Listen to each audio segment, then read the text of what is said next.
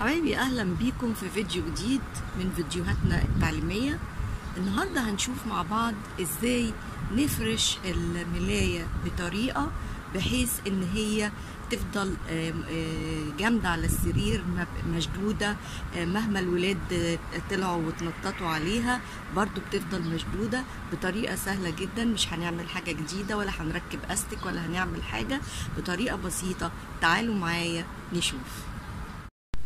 اول حاجة هنعملها، انا بحب اجيب القماش ده بحيث انه اعمله كسوة للمرتبة في الاول، بحيث انها تحميلي المرتبة من اي اتساخات، تفضل المرتبة بصراحة نظيفة طول الوقت. فانا هاجي اعمل ايه؟ بنمسك الملاية اللي هفرشها على السرير، بعمل فيها عقدة في كل ركن من الأركان الأربعة. بعقد العقدة دي. هوريكي واحدة ازاي بعملها. بمسك دي كده وبعدين بروح عقداها كده اهو،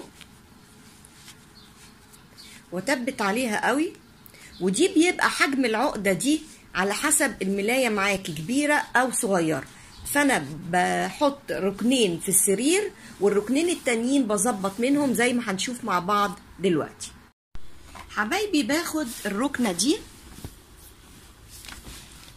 بحطها اعمل بيها السرير كده، ومن الناحية التانية هروح نفس الحكاية في الركنة التانية. بظبط كده ايدي وبعدين بظبط من هنا كده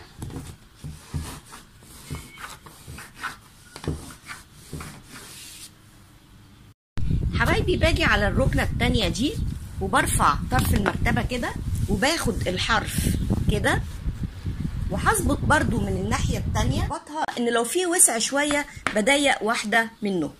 فاجي بحط دي كده، برفع برضو الطرف ده كده وباخدها كده.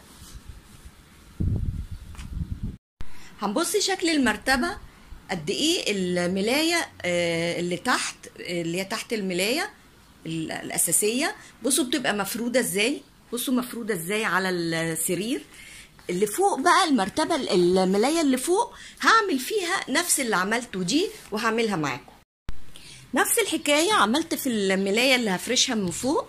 عملت العقد برضو كده في الأربع أركان، وأنا فرشت في الاتنين اللي هناك، وبرضو هكمل فرش في دي وهربطها برضو بنفس الطريقة. أنا لسه ما ربطتش دي، هربطها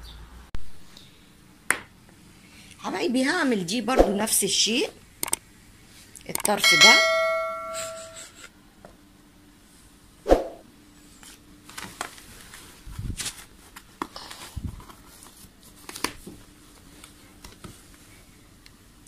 بصي شكل المرتبة بقى ازاي.